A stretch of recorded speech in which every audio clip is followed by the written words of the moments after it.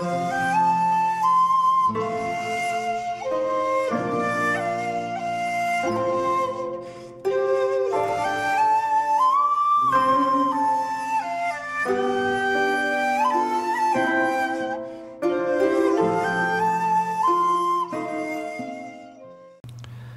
there, this is Solitary Ronin from Solitary Ronin Films, and welcome to another random review.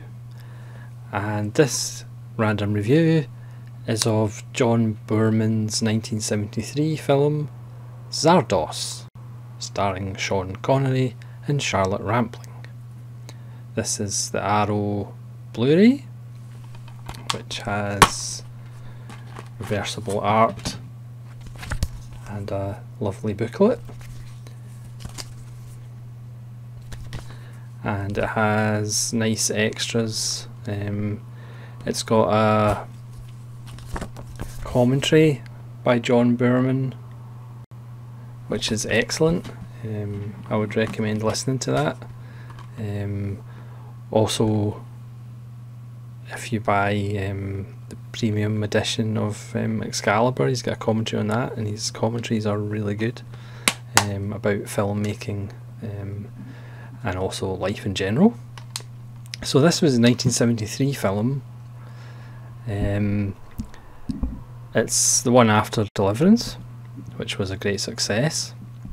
Originally Burt Reynolds was due to play the lead character Zed, but he was ill and his doctors told him not to work. So Boorman phoned up Sean Connery, who, as bizarre as it seems, but after finishing Bond, Sean Connery was actually having trouble getting gigs, which is hard to believe now looking back 45 years later, but it's true. So Connery jumped at the chance. So this is a science fiction film, back when science fiction films were actually about ideas, and not necessarily just trumped up genre films about other genres. If you actually remember when science fiction films were actually about ideas and thinking about stuff, it's true.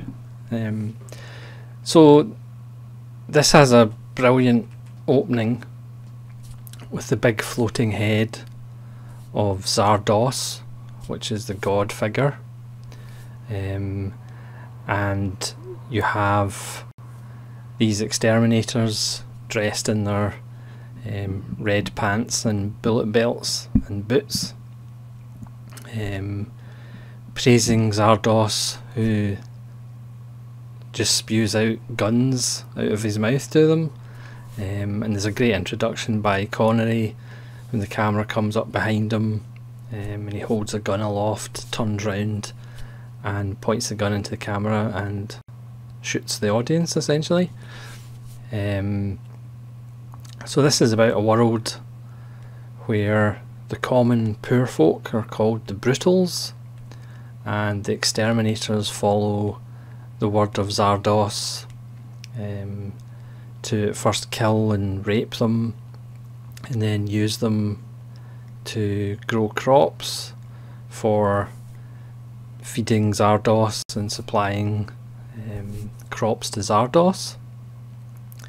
So they're the exterminators, which Sean Connery is one, but he sneaks onto the big head, the big floating head, and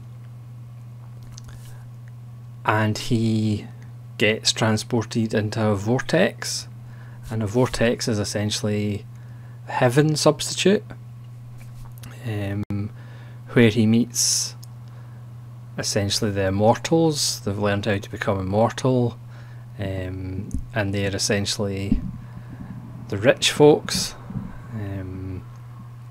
but some of them are generally bored with immortality. They don't have children because of limited resources in the world, so they don't bother having sex. Lots of them just want to die because they're bored. but even when they die, they're reborn or reconstructed. There's also renegades, who are immortals that have broken too many rules, and they're essentially put into an old folks home, and for every crime that they do, they age. So it's essentially an old folks home, and it's kind of made up as a dusty old dance hall. So I should say at this point, this film is just chock full of ideas. They might not always come to polished fruition, but it's just full of just excellent stuff. And there's another category called the apathetics, who strangely are apathetic towards immortality and just kind of stand about apathetically. So into this community is thrust Zed, Sean Connery's character, and obviously at first they are amused by him and threatened by him, and they want to learn about him. So one of the characters called May, she wants to do a biological study of him. Charlotte Rampling's character wants him destroyed because she sees him as a threat to their perfect society. And as the film progresses, Sean Connery affects the society, and eventually changes it as he learns the truth about Zardoz and the truth about himself, and they learn about who Zed really is, what Zardoz is really about. Again, I'm not going to try to go into too many spoilers for people who haven't seen it, but it is one of those films that has a loose kind of structure involving another famous film and book in Hollywood history, which a few filmmakers have used as a template or an inspiration. David Lynch even did it once. But this is a film, like I said, full of so many ideas. The production design is really interesting, because in quite a lot of science fiction films they kind of obliterate things from the past and it's all futuristic, whereas this is a really interesting production design because it has futuristic things like big inflatables in the country house, but it still has a country house and barns. There's a bakery that makes green bread excuse me, but they still make the bread the old-fashioned way, but then their oven is really futuristic. So it's a good mix of the future and the past, which is probably how it would actually be. Obviously it is a kind of metaphor for religion and the power of religion, how it enslaves the poor, and its power over the poor. It's also about rich against the poor and how the rich, with better healthcare, usually live longer, but when you don't actually want for anything, you can end up just being bored with life, and in the end they're actually begging for death. They're actually looking forward to achieving death. Obviously it's symbolism for the afterlife, for heaven. Again, it's got so many ideas and it's just fantastic. I remember seeing it a long time ago and being confused by it. Some people say it's kind of aged badly, and obviously Sean Connery's outfits, but I don't think it actually has. I think it's actually stood up fairly well considering it's now 46 years old. The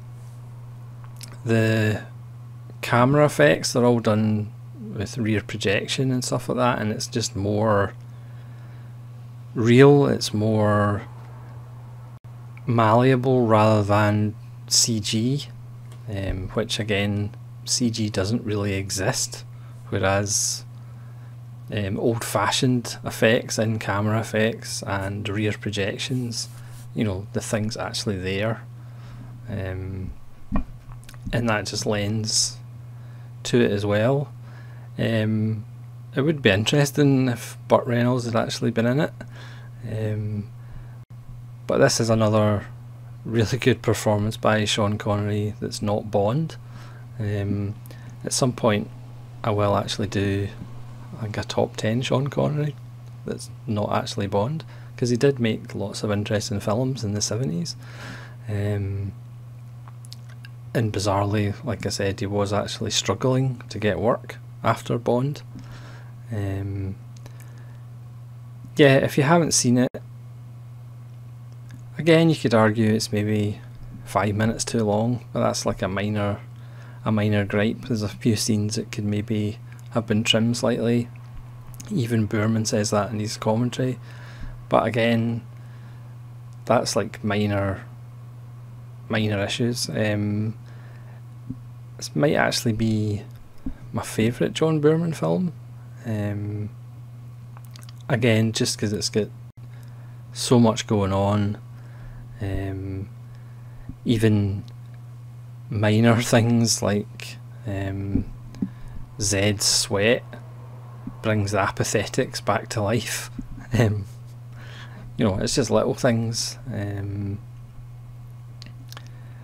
Yeah, I'm not sure this review will have made any sense to anybody who hasn't seen it,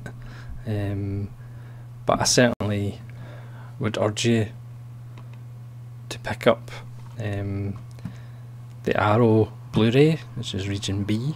I'm not sure if there's a Region A version. It was shot by Jeffrey Unsworth, who also shot A Night to Remember, the Titanic film, and also 2001. So the kind of outer world scenes have a kind of foggy, misty kind of feel to it, and the inner world is quite vibrant with colour, and it's a really earthy film, as most of Boorman films are. There's a kind of vitality about the environments in Boorman films, and Zardoz is no different. But I think I'm going to end it there because I feel I am rambling. Again, I don't want to give away too many spoilers for people who haven't seen it, but it's a really good film, and I do think it has actually aged better than some people give it credit for. Yeah, so thanks very much for watching.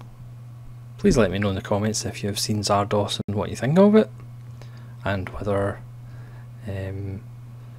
you follow the same fashion sense as Sean Connery's character in it, and hopefully we'll see you again. This is Solid Ronan saying thank you very much for watching, and have a good evening.